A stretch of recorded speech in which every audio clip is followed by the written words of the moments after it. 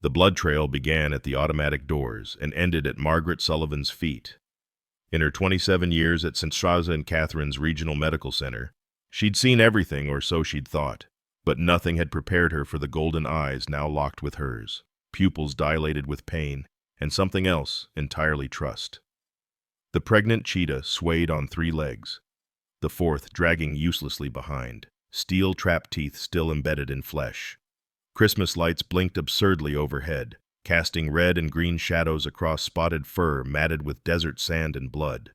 The resignation letter in Maggie's pocket seemed to burn against her hip 3 years since Lily's death, and she'd finally decided to quit saving lives she couldn't bear to lose. Yet here stood this impossible creature, chest heaving with labored breaths that misted in the December cold, having chosen the fluorescent sanctuary of a human hospital over the dark violence of the desert night. Before we continue, please leave a like and let me know which city you're watching from. Now, let's get back to the story. 3 years had passed since the night that split Margaret Sullivan's life into before and after. Before. She'd been the unstoppable force of St. Catherine's emergency room, the nurse who could find a vein in darkness, who hummed while inserting chest tubes, who brought cookies for night shifts. After. She was the ghost who worked doubles to avoid an empty house, who couldn't look at the pediatric ward, who kept a letter of resignation updated monthly in her locker. Lily had been 7 years of butterfly hair clips and chocolate milk mustaches, of bedtime stories about brave princesses who saved kingdoms. The drunk driver who ran the red light had walked away without a scratch. Lily hadn't walked away at all. The doctors had made Maggie choose aggressive intervention that would likely fail, or letting go. She'd chosen to let go, and that choice had been eating her alive ever since. At 52. Maggie's hands no longer shook when she inserted IVs, but they trembled each morning when she pinned on her badge. St. Catherine's sat on the edge of the Arizona borderlands, where the desert met civilization in an uneasy truce. 20 miles south, the Velocity Wildlife Reserve stretched across thousands of acres, home to a successful cheetah breeding program that had become the pride of conservation efforts in the Southwest. The hospital's night shift had become her refuge. Bobby Martinez, the security guard with shoulders that still carried his Marine Corps bearing despite the decade since his discharge, understood silence. He'd lost things in Afghanistan that he never named. Patricia O'Brien, the head nurse who'd buried her husband during COVID's first wave, never asked why Maggie volunteered for every holiday shift. Dr. Richard Chen usually worked days, but his presence had become more erratic lately. The young attending physician had been brilliant once Hopkins trained. Steady hands, diagnostic instincts that bordered on supernatural. But something had shifted 6 months ago when his daughter Amy had been diagnosed with leukemia. The treatment costs had carved hollows under his eyes that matched Maggie's own. Hospital Director Thomas Harrison ruled from his 5th-floor office, a man who measured compassion in liability insurance and spoke in press releases. His assistant, Janet, whispered that he'd been different once, before budget cuts and board meetings had calcified his heart. This was the world Maggie inhabited, now a liminal space between healing and hurting, where she moved through her shifts like penance for a sin that wasn't hers to bear. December 15th, 11:47 p.m. The automatic doors had been malfunctioning all week, opening for phantom visitors that never materialized. So when they slid apart with their familiar pneumatic wheeze, Maggie didn't look up from the resignation letter she'd been revising for the 100th time. The words had begun to blur, after careful consideration, personal reasons, effective immediately. Then she heard a sound that didn't belong in the sterile corridors of St. Catherine's. Not quite a growl, not quite a cry, but something primal that made every evolutionary alarm in her body fire at once. When she raised her eyes, her brain struggled to process the impossibility before her. The cheetah stood perfectly still, as if understanding that any sudden movement might shatter whatever fragile truce had allowed it to cross from the wild darkness into this fluorescent sanctuary. Blood pooled beneath its right hind leg, where steel teeth bit deep into flesh and bone. But it was the swollen belly that made Maggie's breath catch. This creature was heavily pregnant, sides distended with life even as death crept up its trapped limb. Jesus Christ! Bobby Martinez materialized from his security station, hand moving instinctively toward the pepper spray on his belt. Don't move. Maggie, I'm calling animal control. But the cheetah Maggie would later name her Grace did something that defied every nature documentary she'd ever watched.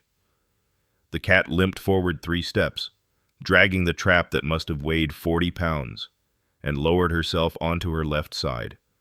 The movement was deliberate, controlled, presenting her injured leg to Maggie like a patient presenting symptoms. "Bobby, wait!" And Maggie heard herself speaking, though the voice seemed to come from somewhere outside her body. Look at her eyes. The golden eyes weren't wild with fear or bright with fever. They were focused, intelligent, and desperately communicating something that transcended species. Grace's breathing was rapid but controlled 40 breaths per minute. Maggie counted automatically. The spotted chest rose and fell with the same rhythm she'd seen in laboring mothers trying to manage contraction pain. Are you insane? Bobby's voice cracked slightly.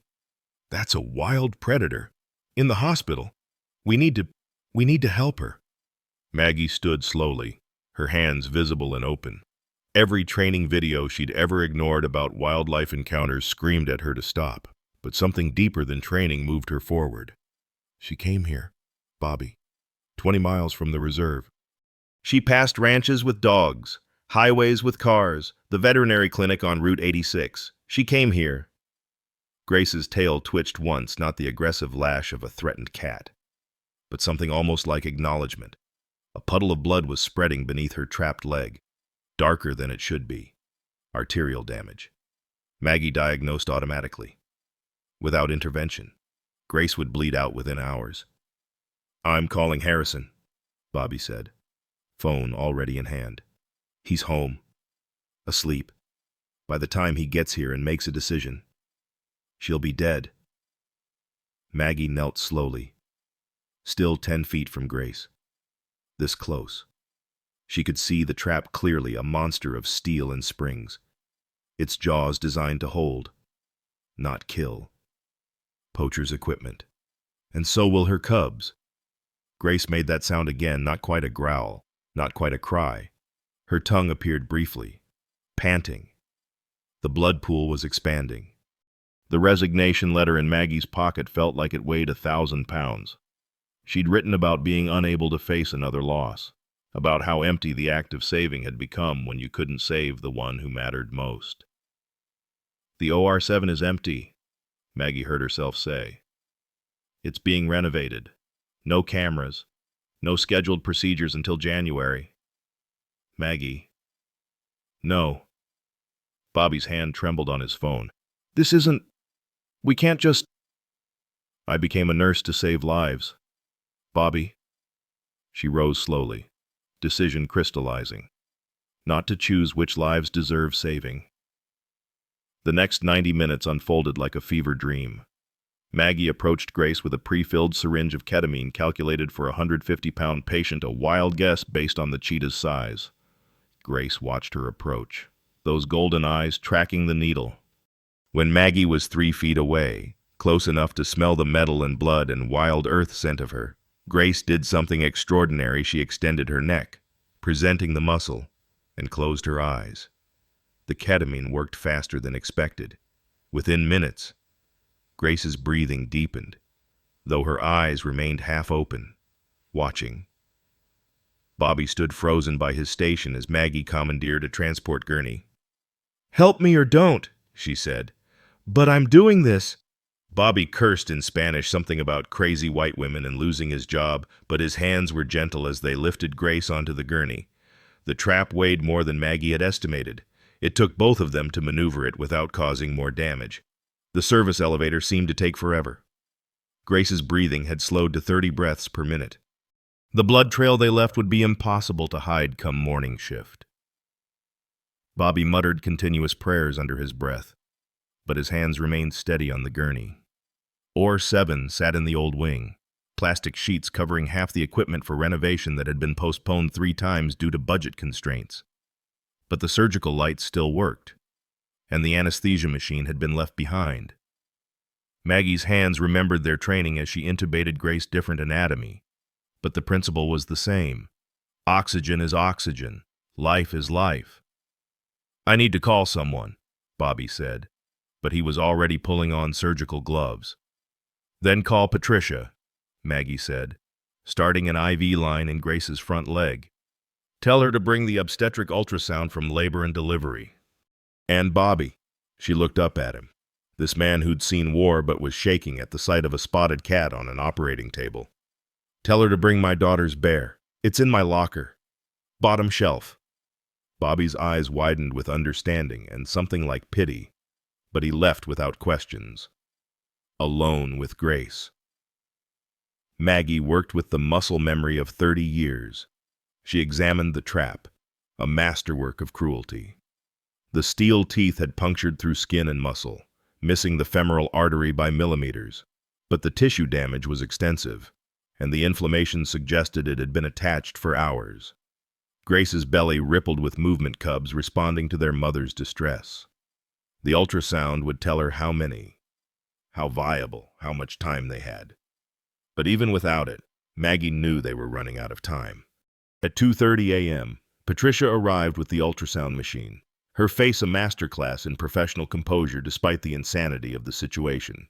She took one look at Grace, at Maggie covered in blood and determination, and simply said, "What do you need?" Behind her, "Doctor?" Richard Chen stood in the doorway, his face pale with exhaustion and something else, a recognition of the kind of desperate choice being made in this room. "Richard," Maggie said, her hands steady for the first time in 3 years. "Either help or leave, but decide now." Chen stepped forward, and in his eyes, she saw the shadow of his own desperate calculations, his daughter dying by degrees in the pediatric ward, the bills crushing him, the choices no parent should make. "Tell me what you need," he said simply. And so, in a hospital room that shouldn't exist, 3 broken people worked to save a wild mother and her unborn children, each driven by griefs they couldn't name and hopes they'd forgotten how to voice. December 16th, 2:30 a.m. The ultrasound wand moved across Grace's swollen belly, its cold gel creating small rivers through spotted fur. Patricia held the monitor steady while Maggie navigated the unfamiliar landscape of a cheetah's womb. The black and white images swam into focus, tiny spines curved like commas, hearts beating like hummingbird wings. 3, Patricia whispered, then adjusted the angle. No. Wait. 4. 4 cubs. But something was wrong with the 4th. Where the others showed movement, tiny paws flexing, heads turning, the 4th was still. Too still. Its position was wrong too. Turned sideways where it should be, head down. The heart that should have been racing showed only a flat line of silence. "How long?" Chen asked, his fingers already calculating on his phone. "How long has the 4th been dead?" Maggie measured the fluid pockets, checked the placental degradation. 12 hours, maybe more. The tissue is starting to... She stopped, the implications crashing over her. "It's going septic. The dead tissue is poisoning the living cubs." The room fell silent except for the mechanical breathing of the anesthesia machine.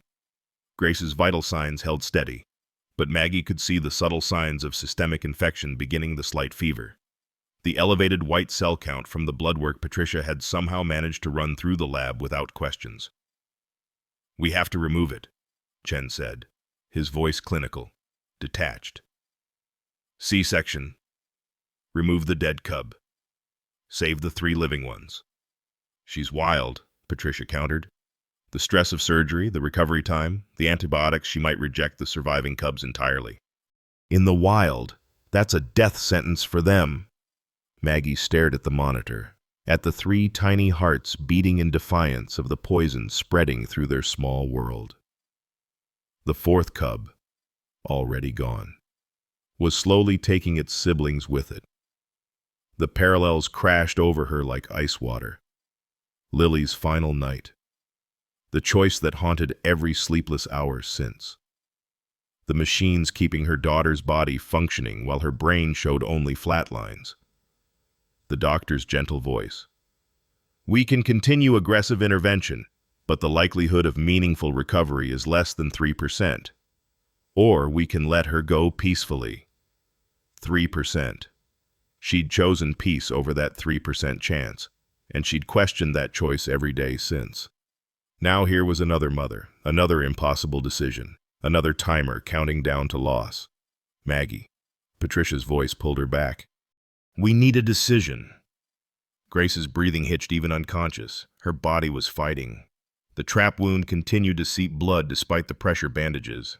They were juggling too many critical issues, the trap trauma, the infection risk, the cubs. There's another option, Maggie heard herself say. We do the C-section, but we remove all 4 cubs. The 3 living ones are developed enough maybe 30 days from natural delivery. We can support them, create a makeshift incubator. That's insane, Chen said, but his hands were already pulling up NICU protocols on his tablet. We don't have the equipment for cheetah cubs. The temperature requirements alone. The old infant warmers in storage, Patricia interrupted.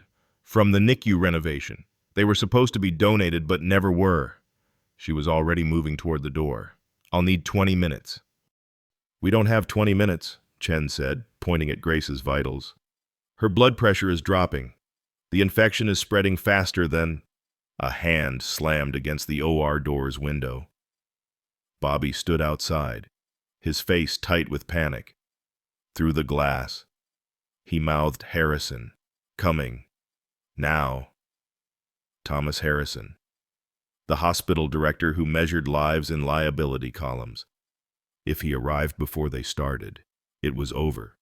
He'd call animal control, have Grace transported to a veterinary facility that wasn't equipped for this level of emergency surgery.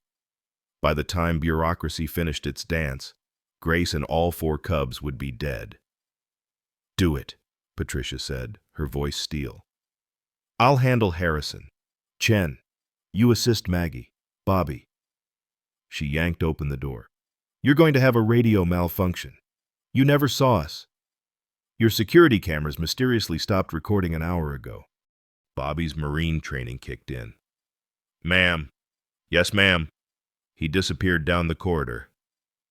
Patricia turned back, and in her eyes, Maggie saw the same fierce determination that had gotten her through 16-hour COVID shifts, through watching her husband die on a ventilator while she worked 3 floors above him. You have maybe 40 minutes before Harrison gets through me. Make them count. The door swung shut. Chen was already laying out surgical instruments with the precision of his Hopkins training. I haven't done a C-section since residency, he admitted. Never on this? The anatomy isn't that different, Maggie said, though she was guessing. Life wants to live. We just have to give it the chance. She thought she was ready for the first incision. She'd made thousands of cuts in her career, had developed the steady hands that surgeons envied. But when the scalpel parted Grace's skin, when she saw the distended uterus beneath, something cracked inside her chest. This was what Lily's doctors had seen: the failing systems, the impossible math of survival. This was the moment before choice became consequence. Maggie, Chen's voice was gentle. You're crying. She was. Tears ran down her face, fogging her surgical glasses, but her hands remained steady. I'm fine. Retractor. Chen positioned the retractor, and there they were, 4 small forms in their amniotic sacs, 3 pulsing with life, 1 terribly still. The dead cub was indeed sideways, its body already beginning the process of decomposition that would have killed its siblings within hours. Removing the non-viable fetus first, Maggie narrated for no one, following the protocol that kept her grounded. The tiny body was lighter than she expected, fitting in her palm like a broken promise. She placed it gently in a surgical basin, covering it with a sterile drape. Even in death, it deserved dignity. The 3 living cubs came next, each in their protective sac. They were further developed than she'd expected, fur already spotted, eyes sealed but fully formed. The first cub, a male, mewed when she broke the sack, a sound that sent Grace's anesthetized body twitching. She can hear them, Chen said with wonder. Even under, she knows her babies. The second cub, another male, came out fighting, tiny claws already sharp enough to draw blood through Maggie's gloves. The third, a female, was smaller than her brothers, but her lungs were strongest. Her cry filled the OR with surprising volume. "The warmers," Maggie said, but Chen was already wrapping the cubs in heated surgical blankets, checking their airways, stimulating their breathing. They worked in synchrony, two damaged healers finding redemption in these small lives. At 3:47 a.m., they had 3 breathing, crying cubs in a commandeered infant warmer, and a mother cheetah whose surgical sites were closed with sutures that would dissolve in time for her to never know how close she'd come to losing everything. "The trap," Chen said, exhausted but focused. "We still need to remove it." The steel trap was its own nightmare. The teeth had locked into place with springs designed to hold a creature twice Grace's size. Maggie had to cut through the metal with surgical bone saws, each vibration sending shudders through Grace's unconscious form. Beneath the trap, the tissue damage was worse than expected: tendons torn, muscles shredded, bones scored with deep grooves. "She might not walk properly again," Chen observed. "The nerve damage alone." "She'll adapt," Maggie said, thinking of all the ways creatures learn to carry damage. "We all do." By 4:30 a.m., the trap was gone. The leg was cleaned and sutured, and Grace was breathing on her own as the anesthesia began to wear off. The cubs were stable, their tiny bodies maintaining temperature in the jerry-rigged incubator. It was, by any measure, a miracle built from desperate choices and borrowed time. That's when Harrison arrived. They heard him before they saw him, his voice carrying down the corridor like thunder. Patricia's responses were inaudible but clearly not satisfactory. The door burst open at 4:52 a.m., Harrison's face purple with rage, his expensive suit incongruous in the blood-stained OR. "What in God's name have you done?" His voice shook the plastic renovation sheets. "There is a wild animal, a dangerous predator in my hospital. Do you have any idea of the liability?" Grace's eyes opened. Not fully, not completely conscious, but enough to fix that golden gaze on Harrison. Her lips pulled back, revealing canines designed for the killing bite to the throat. But she didn't growl. Instead, she made a different sound, the chirping call of a mother cheetah looking for her cubs. From the infant warmer, 3 tiny voices answered. Harrison's mouth opened and closed like a landed fish. In 20 years of hospital administration, he'd never seen anything like this: a wild predator on an operating table. 3 spotted cubs and equipment meant for human babies. His best nurse covered in blood and tears, his newest attending looking like he might collapse, his head nurse standing guard like an angel of defiance. "Director Harrison," Patricia said calmly, "I believe what we have here is an emergency veterinary intervention performed under Good Samaritan laws. The animal was dying, came to us for help, and we provided life-saving treatment. Unless you prefer the headline, 'Hospital Turns Away Dying Mother' in tomorrow's paper." Harrison's face cycled through several shades of purple before settling on a mottled red. "This is not over," he said finally. "Not by a long shot," he slammed out, leaving them in the pre-dawn quiet of OR7. Grace's eyes had closed again, but her breathing was steady, strong. The cubs continued their tiny cries, and Chen was already preparing formula from supplies Patricia had somehow procured from the pediatric ward. "Now what?" Chen asked, exhaustion finally showing in the slump of his shoulders. Maggie looked at the impossible scene they'd created: a wild mother recovering from surgery that shouldn't have been possible. 3 cubs alive against all odds. A 4th who'd been given dignity in death. She thought about Lily, about choices made in darkness, about the difference between saving a life and preserving it. "Now," she said, pulling off her bloody gloves. "We wait for her to wake up, and we hope she understands what we've done." The sun wouldn't rise for another hour. But in OR7 something else was dawning: a fragile trust between species. built from desperation and grace, held together by nothing more than the shared understanding that sometimes love means making impossible choices and living with the consequences. December 16th, 6:00 a.m. The storage room adjacent to OR7 had never been intended for human habitation. It smelled of disinfectant and old cardboard, lit by a single fluorescent bulb that flickered with metronomic persistence. But Maggie had dragged in a folding cot from the emergency supplies, set up a card table with formula supplies, and created a makeshift nursery that would become her home for the next 2 weeks. Grace woke at 6:23 a.m. Not violently, as Maggie had feared, but with a slow surfacing that began with her ears twitching, rotating, searching for sound. Then her eyes, those remarkable golden instruments of assessment, opened fully and found Maggie immediately. "Hey, Mama," Maggie whispered, staying perfectly still on her cot. "Your babies are right here. They're safe." Grace's head lifted slightly, nostrils flaring.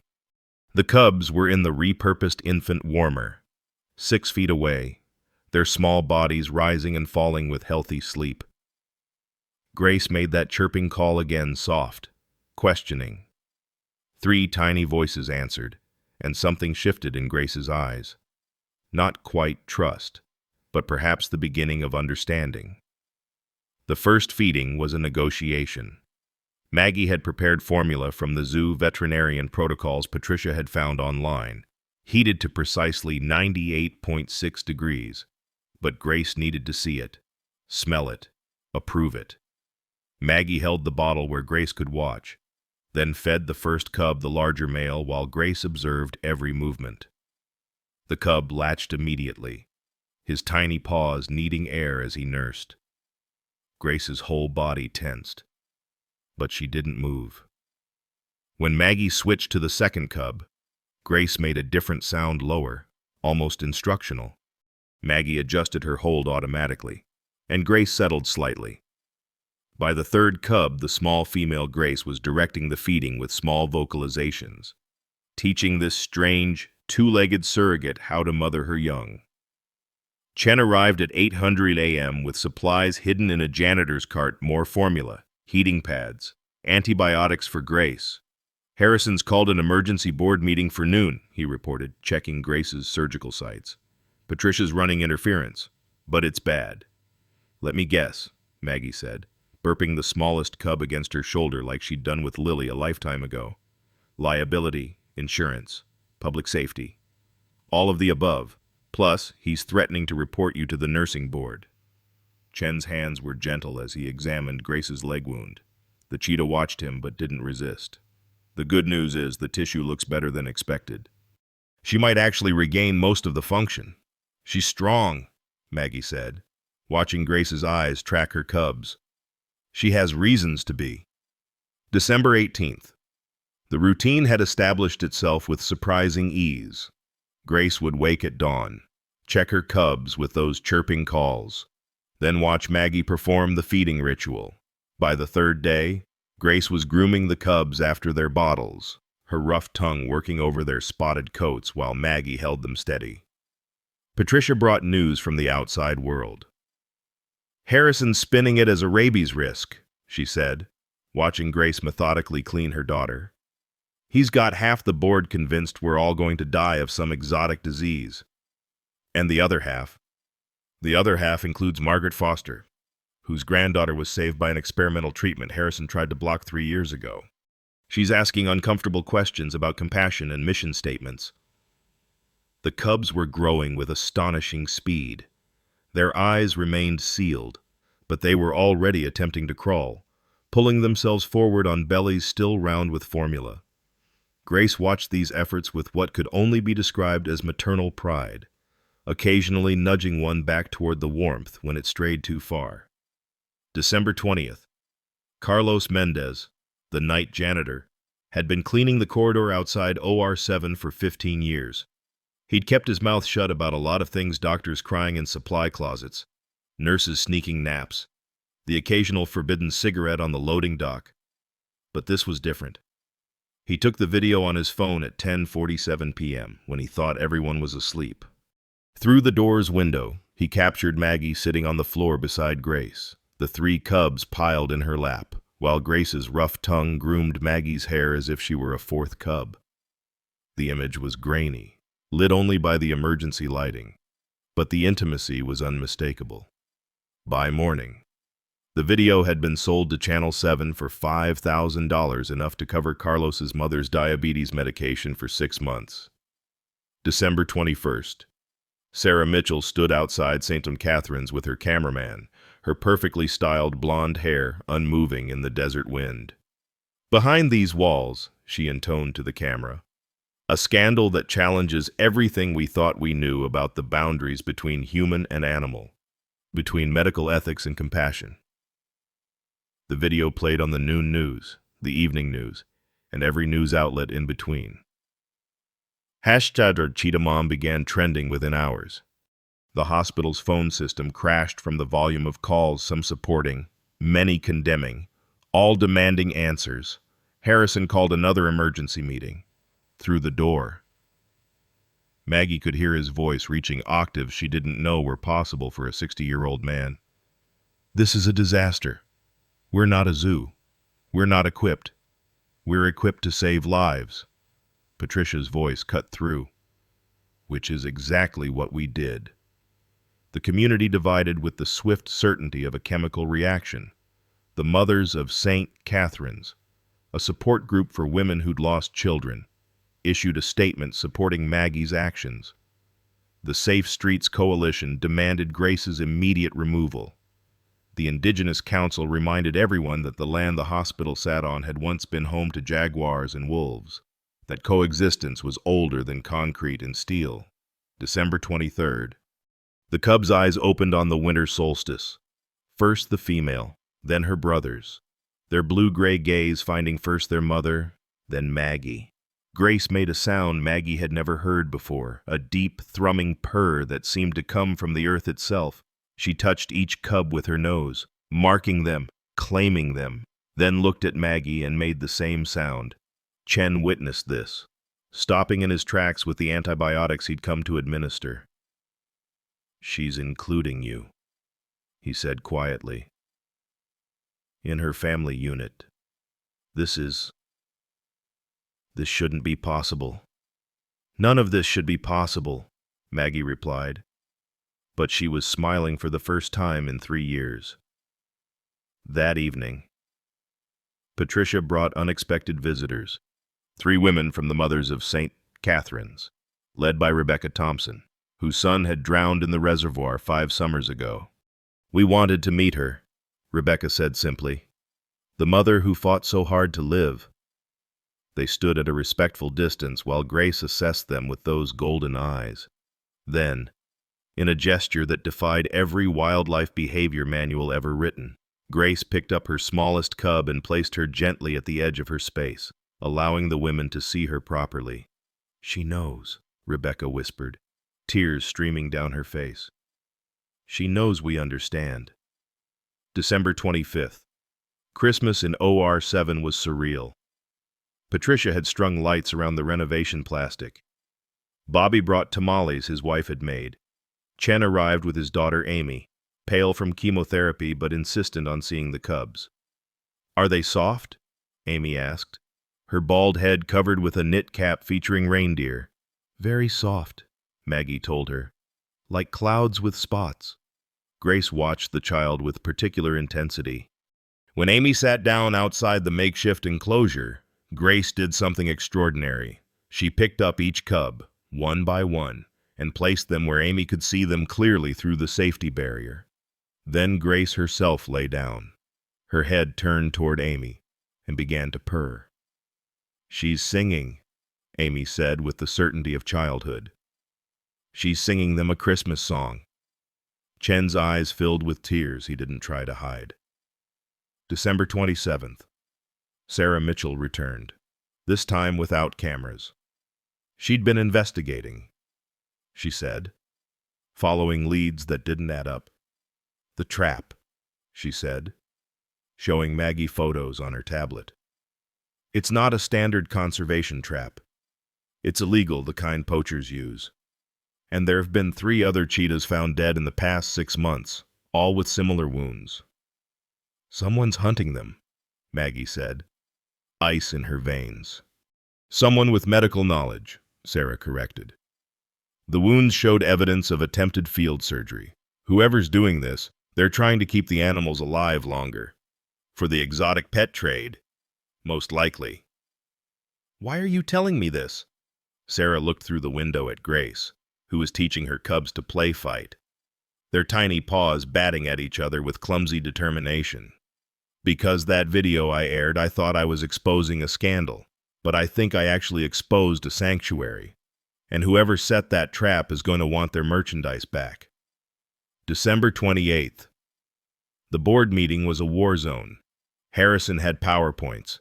The legal team had precedents. The insurance company had threatened to pull coverage, but Margaret Foster had brought something more powerful: the media. Not just Sarah Mitchell, but reporters from the Associated Press, the Desert Sun, even a crew from National Geographic. The story had gone viral not as a scandal, but as a miracle.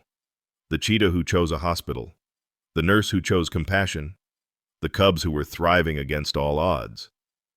This is emotional manipulation, Harrison protested. This is humanity, Margaret Foster countered, which seems to be in short supply in your administration. The vote was close, 7-6, in favor of allowing Grace to remain until she could be safely relocated. Harrison looked like he'd swallowed glass. December 29th. Grace stood for the first time since surgery. Not for long, just enough to move closer to her cubs, to reassert her role as their primary protector. But she was weight-bearing on the injured leg, something Chen had said might take months, if ever. She's got motivation, Patricia observed, watching Grace carefully groom each cub. The best medicine there is. That night, Maggie found a note slipped under the storage room door. No signature, just block letters. The cat is ours. Give it back, or the story about the girl will be in tomorrow's paper. The girl. Lily. Somehow, someone knew about the night Lily died, about the choice Maggie had made. Her hands shook as she held the paper. Grace must have sensed her distress because she made a new sound, soft, concerned, almost questioning. When Maggie looked up, Grace had positioned herself between Maggie and the door, her body a spotted shield, her eyes alert for danger. "It's okay, Mama," Maggie whispered. But they both knew it wasn't. December 30th. The cubs took their first solid food, tiny pieces of meat that Patricia had somehow sourced from a specialty butcher.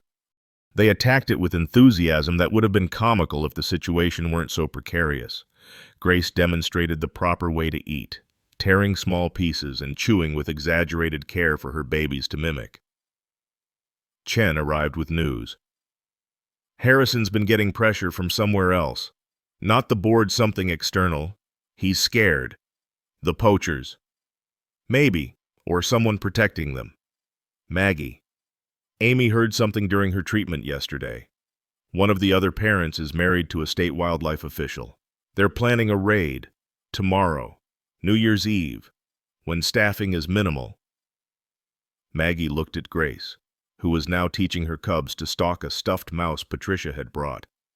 They were so small still, so vulnerable, but already showing the instincts that would make them apex predators if they survived. The female, the smallest, was the fiercest, pouncing with a determination that reminded Maggie painfully of Lily's approach to life. "Then we need to be ready," Maggie said.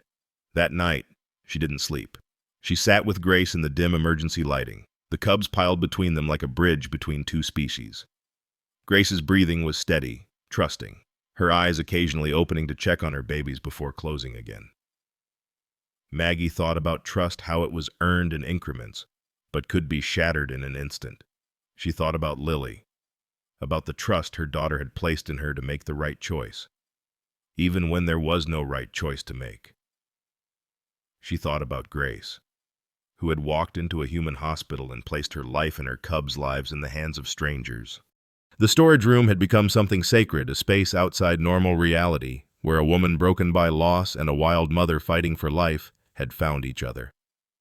Where 3 cubs were learning that the world contained both spotted mothers and pale, 2-legged aunts who brought warm bottles and gentle touches.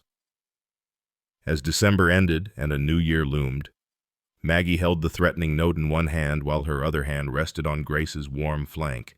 Whatever came next, raids, revelations, or worse, they would face it together. Because somewhere in these 2 weeks of impossible coexistence, they had become what Rebecca Thompson had recognized immediately, 2 mothers bound by the fierce love that transcends species, united in the absolute determination that these 3 small lives would survive. The cubs slept on, unaware that their small existence had become a battlefield between compassion and regulation, between wild nature and human law. But Grace knew. Her eyes, when they met Maggie's in the darkness, held the knowledge that every mother carries that love is not enough to guarantee safety, but it's the only weapon worth wielding against a world that would harm what we cherish most. December 31st, 7:00 a.m. New Year's Eve arrived with unseasonable warmth, the desert sun already baking the asphalt outside St. Catherine's. Inside OR7, Maggie was teaching the cubs to lap formula from shallow dishes when Harrison appeared in the doorway, flanked by 2 security guards she didn't recognize.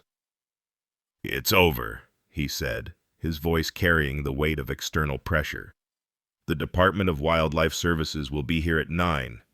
You have 2 hours to say goodbye." Maggie stood slowly, aware of Grace's immediate tension, the way the cheetah positioned herself between her cubs and the strangers. "You can't do this. The board voted to allow temporary sanctuary. The state has overruled us." Harrison's face was gray, exhausted, up close. Maggie could see his hands trembling. "Agent Daniel Brooks will be leading the removal team. They have tranquilizer equipment and transport cages. If you resist, they're authorized to use force." "Force." Patricia appeared behind Harrison, having been alerted by Bobby's text. "Against a wounded mother and 3 infant cubs. Against anyone who interferes with state wildlife management," Harrison clarified. His eyes met Maggie's, and for a moment, she saw something unexpected fear. Not of her, not of Grace, but of something else. "Please, Maggie, don't make this worse than it has to be." After he left, Chen arrived with Amy, who was scheduled for treatment in the pediatric ward. The little girl was weaker than she'd been on Christmas, her skin nearly translucent, but her eyes remained bright with that unquenchable spark that marked fighters. "Daddy says the bad men are coming for Grace," Amy said matter-of-factly. "But you won't let them take her, will you? Miss Maggie." Maggie knelt to Amy's level. "We're going to try to keep everyone safe, sweetheart." Amy studied her with 2 wise eyes. "That's what Daddy said before Mommy went to heaven. Sometimes trying isn't enough." Chen's face crumbled. "Amy, honey, it's okay, Daddy. Miss Maggie is stronger than you were then. She has Grace to help her." 8:30 a.m. The news of the impending raid had spread through channels Maggie didn't know existed. When she looked out the window, she saw them gathering the mothers of St. Catherine's, but also others. Nurses coming in on their day off. Doctors who'd heard about Grace through hospital gossip. Even some patients, wheeling IV poles and wearing hospital gowns, creating a human barrier around the emergency entrance. Rebecca Thompson stood at their center, her son's photograph pinned to her chest. Beside her, women held pictures of their own lost children, victims of accidents, illness, violence. They weren't protesting, they were witnessing. They understood that this wasn't about a cheetah. It was about the right to protect what you love, even when the world said you couldn't. 8:45 a.m. Sarah Mitchell was broadcasting live from the parking lot. In 15 minutes, state wildlife officials will attempt to remove the now famous cheetah family from St. Catherine's Regional Medical Center. But, as you can see behind me, the community has other ideas. The crowd had grown to nearly 200 people. Someone had brought folding chairs for the elderly. Others passed out water bottles and sunscreen. It had the feeling of both a vigil and a standoff. Peaceful but determined. 9:00 a.m. The convoy arrived exactly on time, 3 black SUVs with state insignia, an animal transport truck, and a van marked with veterinary symbols. Agent Daniel Brooks emerged first, his weathered face scanning the crowd with professional assessment. He was younger than Maggie had expected, maybe 40, with the kind of rigid posture that suggested military background. "Folks," he said, his voice carrying despite the crowd's murmuring, "I need you to disperse.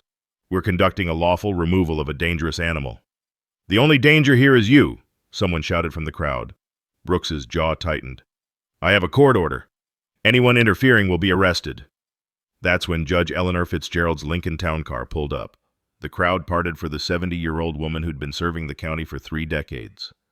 She emerged with her customary dignity, her bailiff helping her navigate the crowd.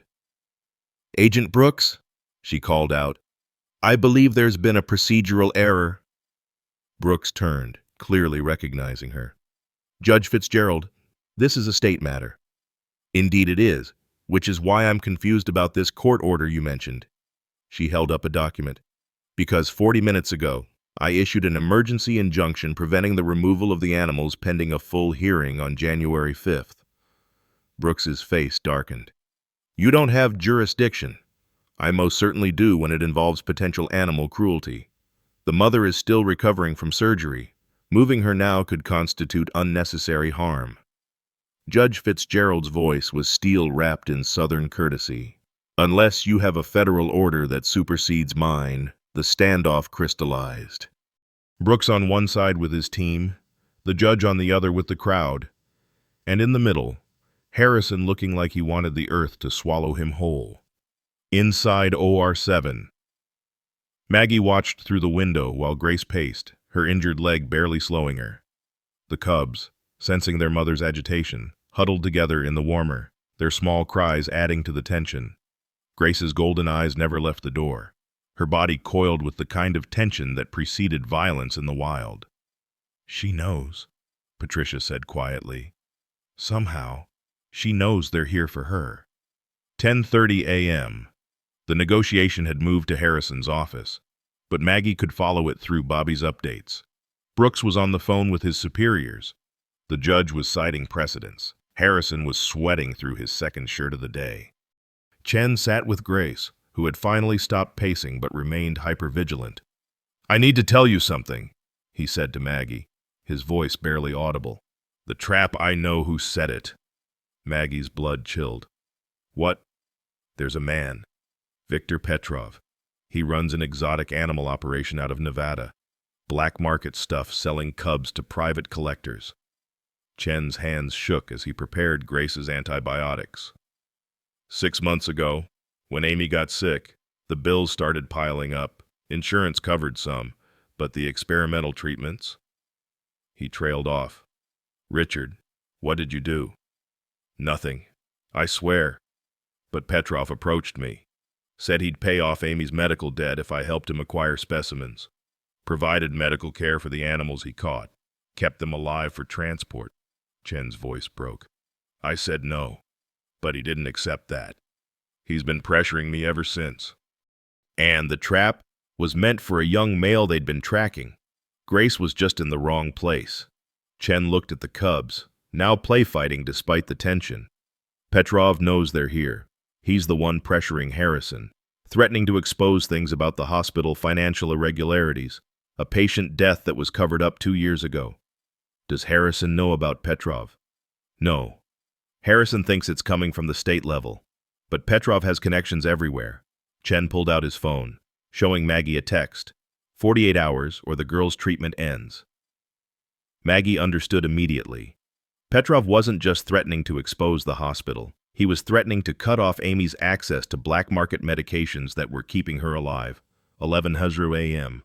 The crowd outside had grown to nearly 500. The story had gone national. CNN was running a split screen of the standoff and file footage of Grace with her cubs. The hashtag #LetGraceStay was trending globally. Brooks returned from Harrison's office, his face thunderous.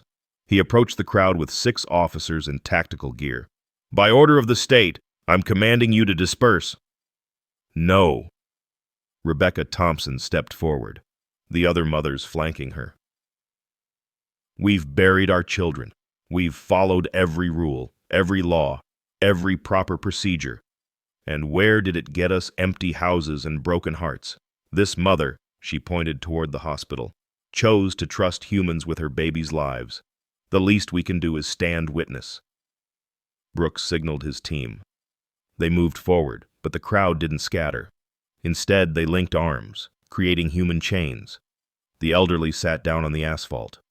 Veterans in wheelchairs positioned themselves as obstacles. Nurses still in scrubs from night shift stood shoulder to shoulder with ranchers, teachers, store clerks, a community united not by politics or beliefs, but by the simple understanding that some things were worth protecting. 11:30 a.m. Inside OR 7. Grace had begun making a sound. Maggie had never heard a deep, mournful call that seemed to come from the earth itself. The cubs responded with their own cries, and the harmony was heartbreaking. It was the sound of a family that knew separation was coming. Patricia was crying openly. Bobby stood guard at the door, his hand on his radio but making no calls. Even Chen, exhausted by his own battles, wept as he watched Grace gather her cubs against her body, covering them with her tail as if she could make them disappear. That's when Amy appeared in the doorway. She'd escaped from the pediatric ward, her IV pole rattling behind her, her hospital gown hanging off her skeletal frame. "Amy, no." Chen reached for her, but she evaded him with surprising agility. "Grace needs to know," Amy said, approaching the cheetah with no fear.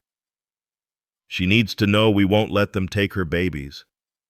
What happened next defied every protocol, every safety measure, every reasonable expectation. Amy sat down just outside Grace's reach and began to sing.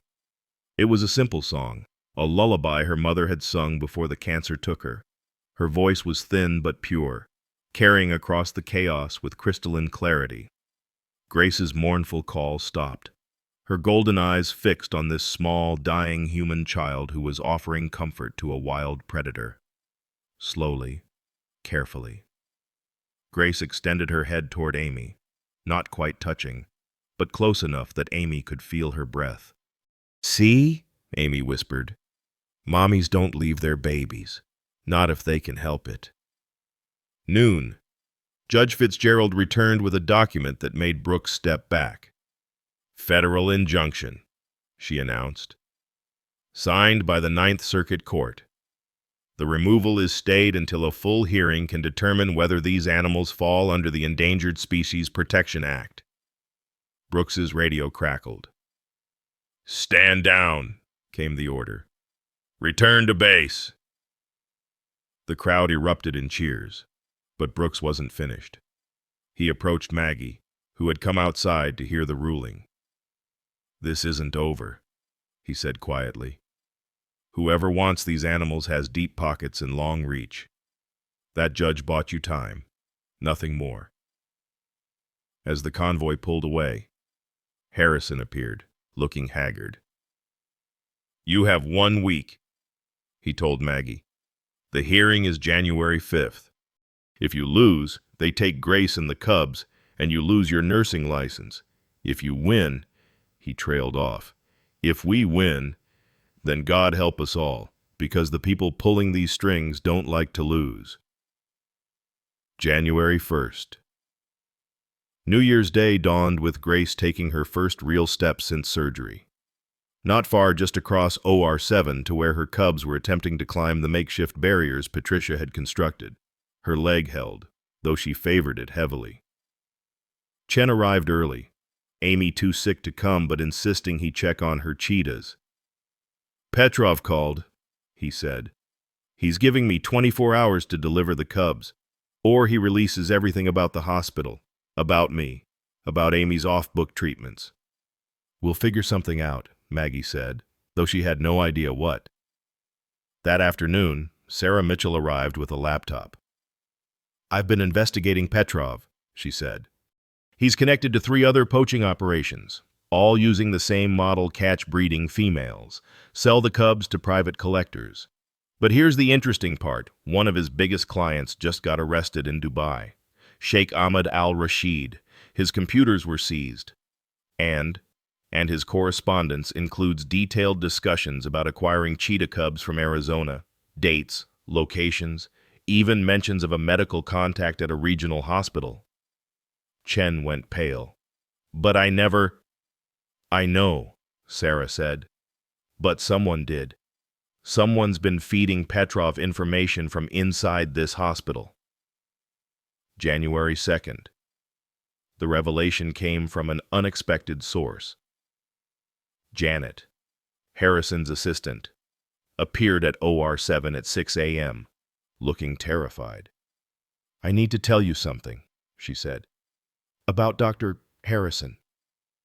The story she told reframed everything. Harrison's son, Michael, had died in a climbing accident 5 years ago. But it wasn't just an accident. Michael had been trying to document illegal hunting in the mountains when his equipment was sabotaged. The case was never solved, but Harrison had received threats: stay quiet or lose everything. "Petrov?" Maggie asked. Janet nodded. "Harrison's been paying him protection money for 3 years, not to participate, just to stay silent. But when Grace arrived here, Petrov saw an opportunity. He's been blackmailing Harrison to facilitate the removal." The pieces fell into place. Harrison's fear, his desperation to remove Grace, his shaking hands. He wasn't a villain. He was another parent caught in an impossible situation. That evening, as Maggie fed the cubs their dinner, they were eating small pieces of meat now. Their teeth sharp and ready, Grace did something she'd never done before. She stood, walked to Maggie, and rested her massive head against Maggie's shoulder. It was a gesture of such trust, such connection, that Maggie felt something break open in her chest. "I won't let them take you," she whispered into Grace's spotted fur. "I couldn't save my daughter, but I'll save yours." Grace's purr rumbled through both their bodies, a sound that seemed to say she understood, that she trusted, that sometimes the family you choose in crisis becomes more real than the one you were born to expect. Outside, the desert was quiet, but Maggie knew it was the quiet before battle. The hearing was in 3 days. Petrov was circling like the predator he was. Chen's daughter was dying, Harrison was trapped, and 3 small cubs were depending on a broken nurse and a wounded mother to keep them safe. But in OR7 in this moment, there was peace. Grace groomed her cubs while Maggie prepared their evening formula. Patricia arrived with fresh blankets. Bobby brought dinner for the humans. Even Chen, despite everything, came to check Grace's sutures and marvel at her healing. They were a strange family, brought together by crisis and held together by something stronger than law or logic.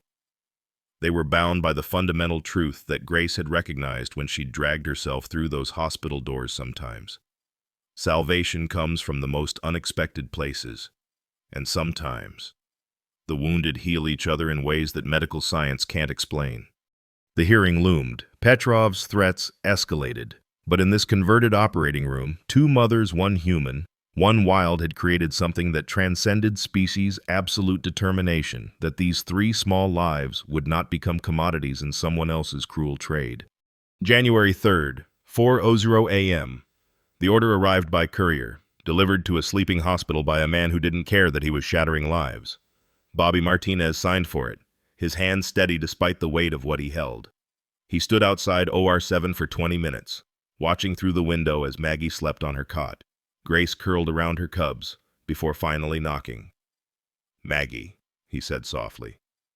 "I'm sorry." She knew before reading it. The federal judge who'd signed the injunction had been overruled by an emergency appellate decision. Grace and her cubs were to be removed immediately and transferred to a state facility pending the January 5th hearing. Any interference would result in federal charges. "They can't," Maggie whispered, but the legal language was unforgiving. "The cubs aren't weaned. Grace is still healing." "They're coming at 8, Bobby said, his voice thick. Harrison got a call. "This time it's federal marshals. There's nothing anyone can do." Grace must have sensed the change because she rose, favoring her injured leg, and positioned herself between her sleeping cubs and the door. Her golden eyes held a question Maggie couldn't answer. Are we safe? 6:00 a.m. The news spread through the hospital like grief. Patricia arrived first, then Chen, then others, nurses, orderlies, even patients who'd heard about Grace. They gathered outside OR 7 not to protest, but to witness. Maggie tried to prepare. She laid out each cub's feeding schedule. Their preferences: the bigger male liked his formula warmer. The female needed smaller portions more frequently. She wrote detailed notes about Grace's medications, her wound care, the specific way she liked to be approached. Her hands shook so badly that Chen had to help her hold the pen. "They'll have vets," Chen said, trying to comfort. "They'll take care of them." But they both knew it wasn't about medical care. It was about the trust Grace had placed in them, the bond the cubs had formed with human hands. It was about promises made in silence and about to be broken by law. 7:30 a.m. Grace knew. Somehow. She knew. She gathered her cubs against her body, covering them with her tail, her body vibrating with a tension that preceded violence. But when Maggie approached, Grace made a different choice. She picked up each cub, one by one, and placed them in Maggie's arms. "No," Maggie sobbed, understanding the gesture. "No, Grace. I can't protect them. I can't." Grace's eyes held hers, and in them was the same desperate trust that had brought her to the hospital 2.5 weeks ago. "If not you, then who?" The cubs mewed in Maggie's arms, confused by their mother's distress. The smallest, the female, reached up with a tiny paw and touched Maggie's face, tasting her tears with a sandpaper tongue. 8:00 a.m. They came in force. 6 federal marshals, 3 veterinarians, and Agent Brooks, his face carved from stone. The crowd outside had reformed, but the marshals moved through them like water through sand. "Ms. Sullivan," Brooks said, not unkindly, "please step away from the animals." "They're not just animals," Maggie said, her voice breaking. "Grace trusts us. She chose us." "The law doesn't recognize choice in wildlife," Brooks replied. "Stand aside, or you'll be arrested." What happened next would haunt everyone who witnessed it. When the veterinarian approached with the tranquilizer gun, Grace didn't attack or flee. Instead, she lay down, placed her head on her paws, and closed her eyes. Complete surrender. Complete trust that somehow the human she'd chosen would make this right. The dart struck her shoulder. Grace's eyes opened once, finding Maggie's, holding them as the drug pulled her under.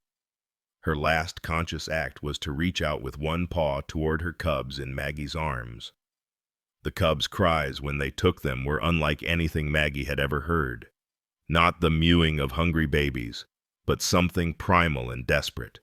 The smallest fought hardest, her tiny claws drawing blood from the handler's gloves, her voice a high-pitched scream that echoed through the hospital corridors.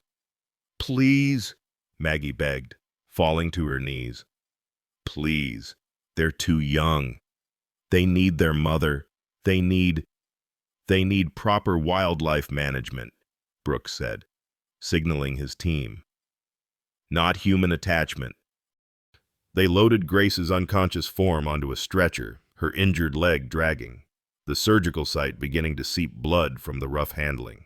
The cubs were placed in separate carriers, their cries crescendoing as they lost sight of each other, and then they were gone. January 3rd, noon. Maggie didn't remember Patricia and Bobby carrying her to the break room. She didn't remember Chen sedating her. She came to awareness slowly, the silence worse than any sound. OR 7 was empty except for the lingering scent of wild earth and the formula bottles still lined up for the next feeding. "They're at the state facility in Phoenix," Patricia said gently. "Sarah Mitchell is there, reporting. The cubs." "What?" Maggie's voice was raw. "They won't eat. It's been 4 hours. They won't take formula from anyone. The parallel hit Maggie like a physical blow. Lily, in those last hours, refusing water, refusing comfort, her body shutting down system by system while Maggie held her hand and begged her to fight. The helplessness of watching someone you love disappear into themselves, beyond reach of any human intervention. January 3rd, 6:00 p.m. Father Michael Torres found her in the hospital chapel, a place she hadn't entered since Lily's funeral. The old priest sat beside her in silence for a long time before speaking. "Patricia called me," he said simply. "She's worried." "I failed them," Maggie whispered. "Just like I failed Lily. I promised to protect them, and I couldn't." "Tell me about the choice," Father Torres said. "The one with your daughter." Maggie had never spoken it aloud, but now it poured out. The accident, the trauma, the swelling brain, the impossible decision. Fight with a 3% chance, or let go with grace. "I chose to let her go," Maggie said. "I chose to stop fighting. And every day since, I wonder if that 3% could have been her miracle. And now I'm watching it happen again. Those cubs will die without Grace. Grace will give up without her cubs. And there's nothing I can do except watch." Father Torres was quiet for a moment. Did Grace give up when she was shot, when she was trapped, when she was dying? No. She came here. She fought. Then, perhaps, the priest said gently, the lesson isn't about the choices we make, but about continuing to fight even when the choice is taken from us. January 4th, 8:00 a.m. The news from Phoenix was worse. Grace had woken in a concrete enclosure, seen her cubs were gone, and attacked the fencing until her paws bled. They'd had to sedate her again. The cubs were being force-fed through tubes, but 2 were showing signs of failure to thrive.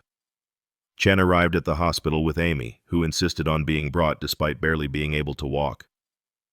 "The cheetahs need us," she said with the certainty of a child who understood more than she should. Harrison appeared in the afternoon, looking like he'd aged a decade overnight. "The hearing is tomorrow, sir," he said. "Judge Fitzgerald will preside, but Maggie, Petrov's lawyer, will be there. He's claiming ownership rights based on some obscure salvage law." "Grace isn't salvage," Maggie said. "She's a mother." "The law doesn't see it that way." Harrison's voice broke. "God help me. I'm sorry. For all of it. I was trying to protect the hospital, but I ended up destroying everything it stands for." That evening, Bobby Martinez found Maggie standing outside the empty OR7. "I need to tell you something," he said. "About that night Grace arrived. I could have stopped you, could have called it in immediately. But I saw something in her eyes. The same look I saw in Afghanistan. In a village where mothers hid their children from soldiers. Universal. The look that says, I'll do anything to save them." He pulled out his phone, showing her a video he'd taken that night, Grace placing her trust in Maggie, the first feeding, the moment when understanding passed between species. "I've been documenting everything," Bobby said. "Every moment of trust, every breakthrough. Tomorrow at the hearing, they need to see what really happened here, not the legal arguments, but the truth." January 5th, 6:00 a.m. The morning of the hearing, Phoenix reported that the smallest cub, the fierce female, had stopped responding. She lay curled in the corner of her enclosure, eyes open but unseeing, her tiny body shutting down from grief. Maggie stood in OR7 one last time, touching the cot where she'd slept, the warming unit that had held the cubs, the spot where Grace had trusted her with everything. She pulled out the resignation letter, still in her pocket after all these weeks, and set it on the surgical table. If she couldn't save Grace and her cubs, she couldn't save anyone. Patricia found her there, surrounded by ghosts of what had been. "The van is here," she said softly. "It's time to go to court." As they left the hospital, Maggie saw them, hundreds of people lining the route. The mothers of St. Catherine's, holding candles despite the morning sun. Children with hand-drawn pictures of cheetahs. Elderly people in wheelchairs, veterans, nurses off shift, all standing witness to a tragedy that had become their own. In Phoenix, in a sterile metal cage, Grace lay still, her golden eyes fixed on nothing, her body present but her spirit somewhere else, searching for 3 small heartbeats that had been the reason for every breath since their birth. The facilities were state-of-the-art, the veterinary care excellent, but none of it mattered. You couldn't quantify trust in legal documents. You couldn't legislate love between species. You couldn't regulate the choice of a wild mother to seek help from an ancient enemy turned unexpected ally. The hearing would begin in 3 hours. The law would speak its language of precedent and statute.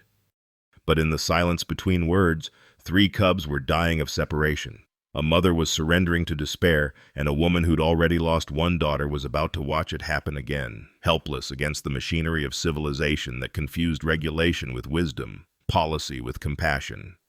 January 6th, 9:00 a.m. The courtroom in Phoenix was packed beyond capacity, but Conservation Officer James Walker sat alone in the back row, a folder thick with photographs and documents in his lap. He'd driven through the night from the reservation lands where he'd spent the last week tracking a ghost, the pattern of dead cheetahs that Sarah Mitchell's investigation had uncovered. Judge Fitzgerald presided with her characteristic gravity, but even she seemed affected by the emotion in the room. The state's attorneys sat on one side, Petrov's legal team on the other, and in the middle, Maggie with a public defender who looked overwhelmed by the case's complexity. "Your Honor," the state attorney began, "this is a simple matter of wildlife regulation. The animals were illegally harbored in a medical facility without proper permits." "I'd like to present new evidence," Walker interrupted, standing. His weathered face showed the exhaustion of a man who'd uncovered something terrible. "Evidence that changes everything about this case." The judge studied him. "And you are Conservation Officer James Walker, Arizona Wildlife Investigation Unit. I've been investigating a poaching ring operating across state lines for the past 8 months. This case is directly connected." Petrov's lawyer shot to his feet. "Objection. This witness wasn't disclosed." "This is a hearing, not a trial," Judge Fitzgerald said coolly. "I'll allow it. Officer Walker, approach." Walker laid out his findings methodically. Satellite photos showing trap lines across the reservation. Financial records linking shell companies to exotic animal sales. But the most damning evidence was a series of photographs from trail cameras near the hospital. "This," Walker said, displaying a photo on the courtroom screen, "is from December 1st, 2 weeks before Grace arrived at the hospital. You can see her here, with all 4 cubs still alive, at a water source 3 miles from St. Catherine's." The next photo showed the same location, but with additional steel traps, carefully concealed. December 8th. Petrov's team set these traps illegally on federal land. But look at this. The third photo was grainy but clear enough Grace, leading her cubs away from the water, somehow aware of the danger. She was already limping an older injury. Walker explained. From a previous trap she'd escaped weeks earlier. She was avoiding the water sources because she knew they were trapped. Walker continued. She was protecting her cubs. But on December 15th, something changed. He clicked to the next image. It showed men near the water source, one clearly visible. That's Marcus Webb, one of Petrov's known associates. They were using poison on the remaining water sources, trying to force her into the traps. Grace had a choice. Let her cubs die of thirst or risk the traps. "She chose the traps," Maggie whispered, understanding flooding through her. January 6th, 11:00 a.m. Chen took the stand voluntarily, his hands shaking as he spoke. "6 months ago, when Amy was diagnosed, I was desperate. The experimental treatment cost $300,000. Insurance covered nothing. I mortgaged everything, sold everything, but it wasn't enough." He looked at Petrov, who sat stone-faced at the defendant's table. "He approached me at Amy's oncologist's office, said he could help. All I had to do was provide medical care for animals he was acquiring, keep them alive for transport. And did you? Judge Fitzgerald asked. No. I refused. But he didn't accept that. He started showing up places: Amy's school, our home, never threatening directly, just present. Then he offered something different. He'd pay for Amy's treatment if I just provided information. Wildlife admissions at the hospital, anything unusual. Did you? Chen's voice broke.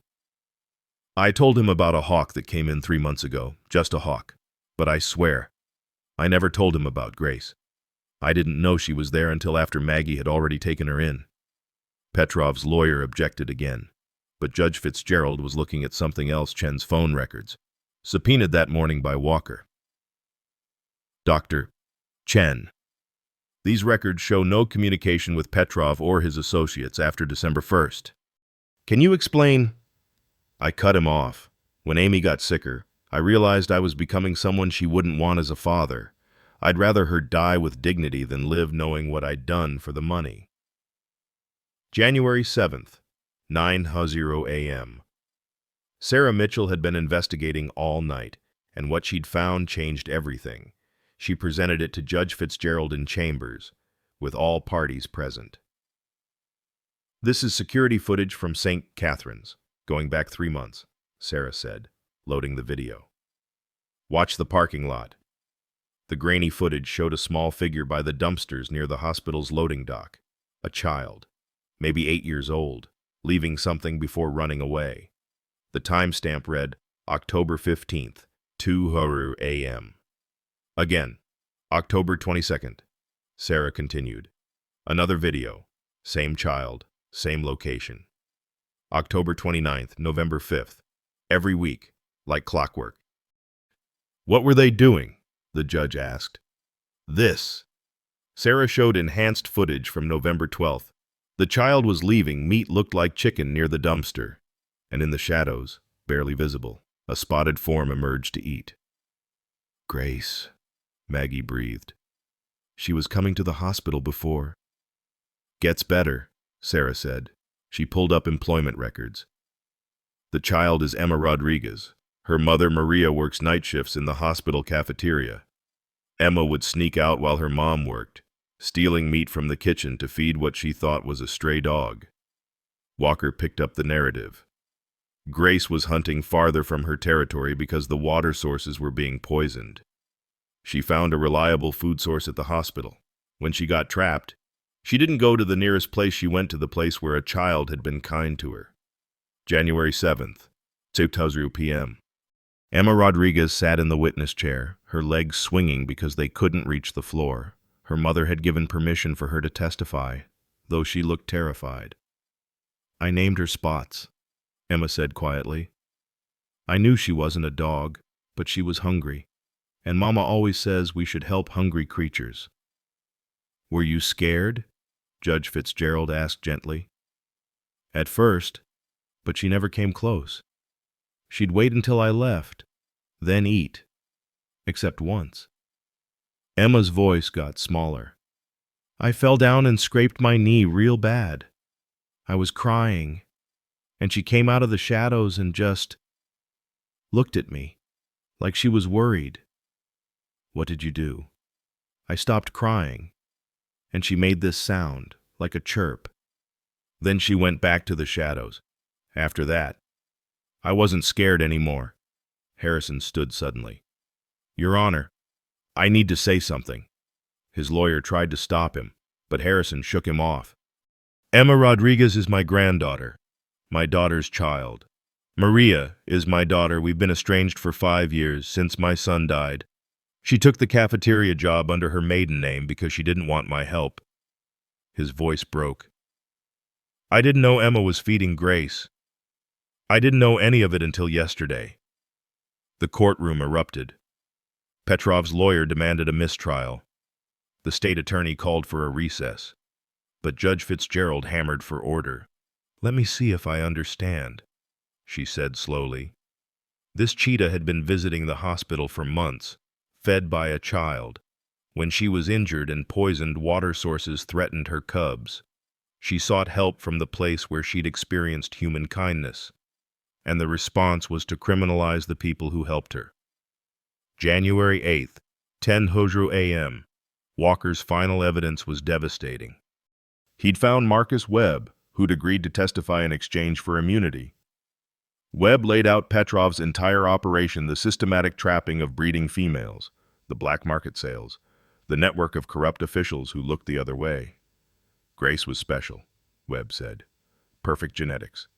Proven breeder. Petrov had a buyer lined up in Saudi Arabia, $2 million for her and the cubs. When she disappeared, he went crazy. Started pressuring everyone, including Director Harrison. Harrison wasn't part of it. Petrov was just using leverage, some financial stuff about the hospital. His dead son. Petrov's good at finding pressure points. Judge Fitzgerald had heard enough. Mr. Petrov, do you have anything to say? Petrov stood, his expensive suit immaculate. Your Honor, business is business. These animals are resources. The sooner people accept that, the simpler everything becomes. Resources, the judge repeated. Like the child who fed a hungry mother, like the nurse who saved her life, like the community that stood up to protect her, are they all just resources to you? She turned to the courtroom. This case isn't just about one cheetah and her cubs. It's about what kind of society we choose to be. One that sees living beings as commodities, or one that recognizes the sacred trust when a wild creature asks for help. The truth was fully revealed now. Grace hadn't been a random victim, but a targeted mother who'd fought to protect her cubs from a predator worse than any in nature, human greed. Every choice she'd made, from accepting Emma's food to seeking Maggie's help, had been about survival, not just of body, but of trust itself. And in that Phoenix courtroom, surrounded by law books and legal precedents that had no language for love between species, the truth stood naked and undeniable. Grace had chosen her protectors as carefully as any mother ever had, and they had chosen to protect her despite every risk, every threat, every legal consequence. The only question remaining was whether the law would honor that choice or destroy it. January 15th, 11:47 p.m. The knock came exactly 1 month after Grace had first appeared at St. Catherine's doors. Maggie was in OR 7, which she still visited each night despite its emptiness, sitting on the folding cot and reading updates from the Phoenix facility. The cubs had finally started eating after Judge Fitzgerald ordered them reunited with Grace. But reports suggested the smallest female remained weak. The knock came again, soft, insistent, familiar. When Maggie opened the emergency exit door, her knees nearly buckled. Grace stood in the moonlight, her golden eyes reflecting the parking lot's amber lights. But she wasn't alone. Beside her, dragging its hind legs, was a cub, not one of her original 3, but a younger cheetah, maybe 4 months old, its back legs useless, but its spirit fierce in those familiar golden eyes. Grace, Maggie whispered, and the cheetah made that chirping call she remembered, the one that meant trust me.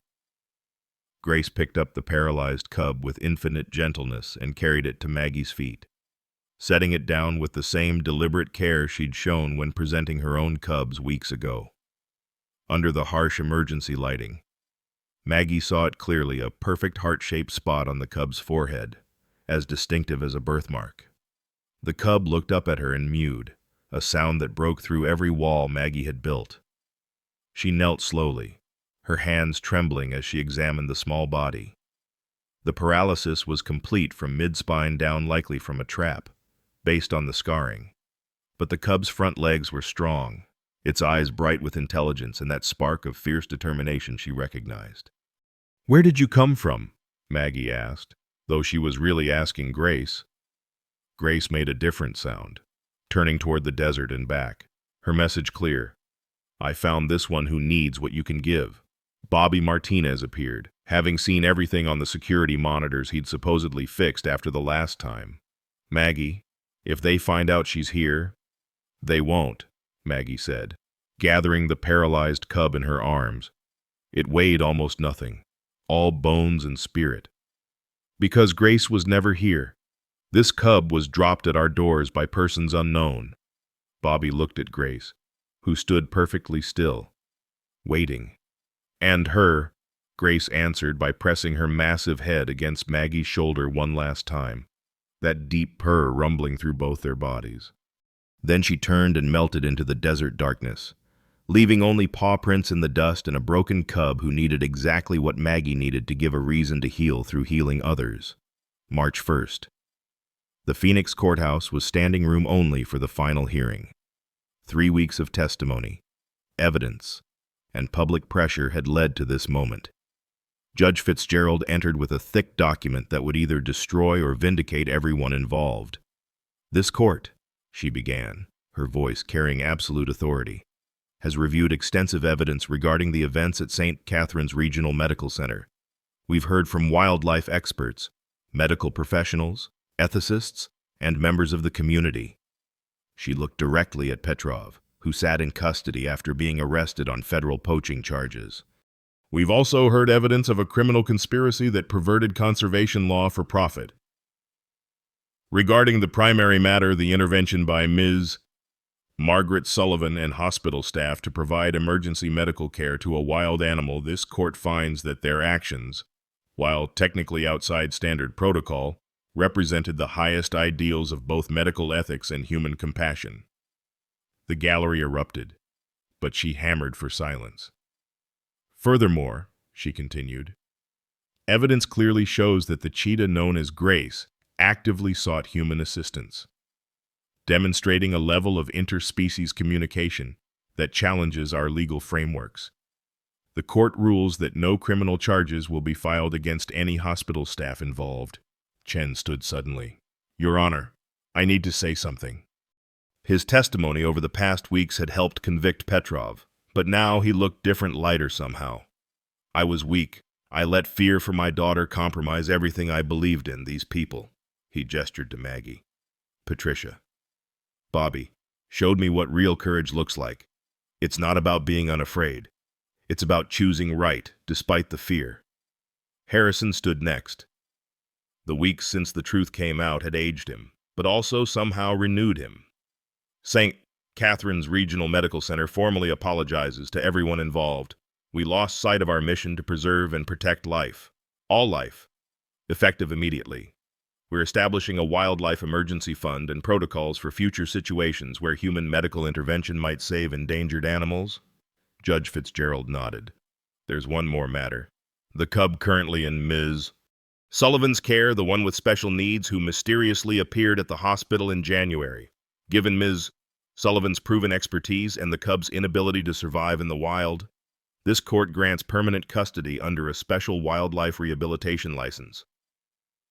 Maggie's eyes filled with tears. Hope she'd named the paralyzed cub. Hope was legally hers to protect and raise. June 15th. The desert morning was already warm when the crowd gathered for the grand opening. The sign read, "Lily's Haven Wildlife Sanctuary," in elegant letters, with smaller text below, "Where broken hearts heal broken bodies." The sanctuary sprawled across 20 acres of donated land adjacent to the Velocity Wildlife Reserve, close enough for supervised interaction, separate enough for specialized care. The main building, designed by an architect who'd been moved by Grace's story, featured state-of-the-art medical facilities and custom habitats for animals unable to return to the wild. Hope rolled through the crowd in her custom wheelchair, her front legs powering her forward with determination that made children laugh and adults cry. She'd become a therapy animal, visiting sick children at St. Catherine's, her paralysis making her less threatening and more relatable to kids facing their own physical challenges. Amy Chen cut the ribbon, her hair growing back in soft wisps after successful treatment funded by an anonymous donation that everyone knew came from the community fundraiser Patricia had organized. "This place exists," Amy said in her clear child's voice, "because a mama cheetah knew that sometimes different species can be family." Chen stood with Harrison and Emma Rodriguez, who'd become the sanctuary's youngest official volunteer. The grandfather and granddaughter had reconciled over their shared love for Grace, and Emma now spent every afternoon helping with the animals. Patricia ran the medical wing with military precision and maternal warmth. Bobby headed security, ensuring no Petrov-like threats could ever touch their charges again. Sarah Mitchell had written a book about the case, with all proceeds going to the sanctuary. As the celebration continued, Maggie stood apart, watching the boundary between the sanctuary and the reserve. She came here every sunset, and sometimes not always, but sometimes she saw a familiar spotted form among the acacia trees. Today, Grace was there. Older now, her injured leg still causing a slight limp, but strong and free. Beside her, 3 young adults who'd once been tiny cubs crying in a hospital warmer. They'd been successfully rewilded after the court order, though they stayed close to this boundary, to this place where their second mother lived. Grace stood perfectly still, those golden eyes finding Maggie across the distance. They watched each other. 2 mothers who'd saved each other in different ways, who'd proved that love transcends species, that trust can bloom in the most unlikely places, that sometimes the family you choose in crisis becomes more real than the one you were born to expect. "Thank you," Maggie whispered across the space between them. Grace's ear twitched she'd heard. Then she turned to her cubs. And Maggie saw it clearly, the smallest female, the fierce one who'd fought hardest, had a cub of her own. A tiny, spotted form that peeked out from behind its mother's legs, new to the world but already protected by the fierce love that had saved its grandmother. The cycle continued, life creating life, trust building trust, love transcending the boundaries humans drew on maps and in laws. As the sun set over the Arizona desert, painting the sky in shades of rose and gold, Maggie heard Hope's wheelchair approaching. The little cheetah pushed herself up on her front legs and chirped that same sound Grace had made, the universal call of connection, from across the boundary.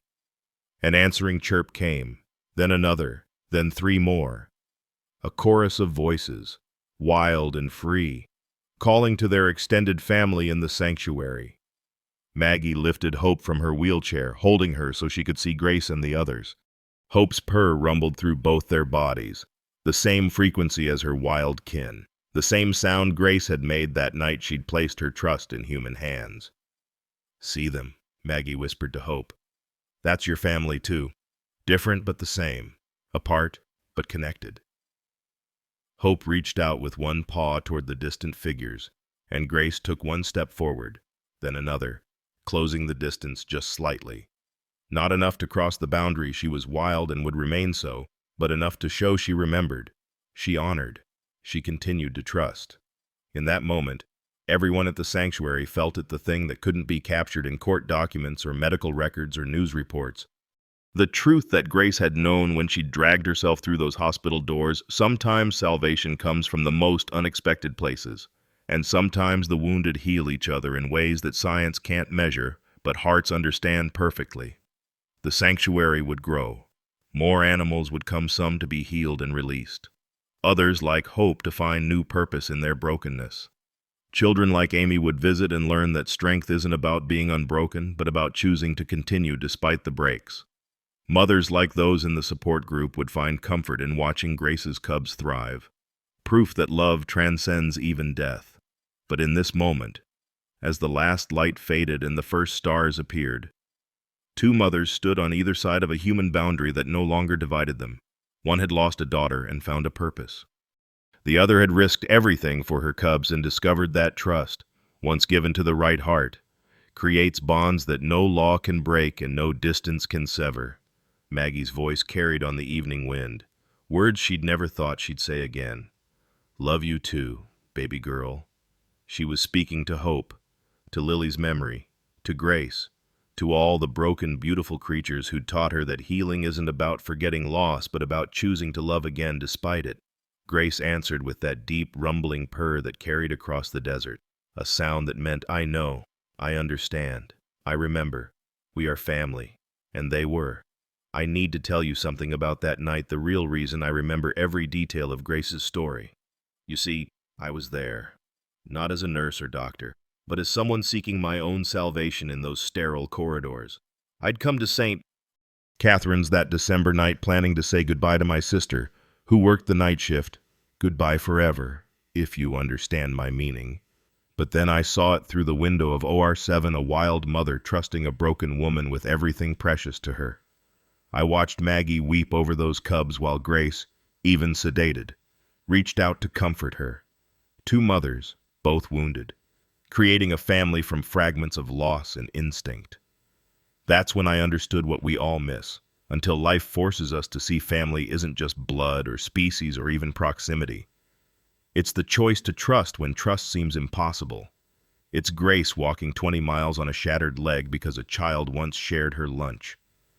It's Maggie opening her heart after it had been sealed by grief. It's a community standing guard over love that doesn't fit any legal definition. Gratitude, real gratitude, is recognizing these bridges between hearts and choosing to cross them, no matter how impossible the distance seems.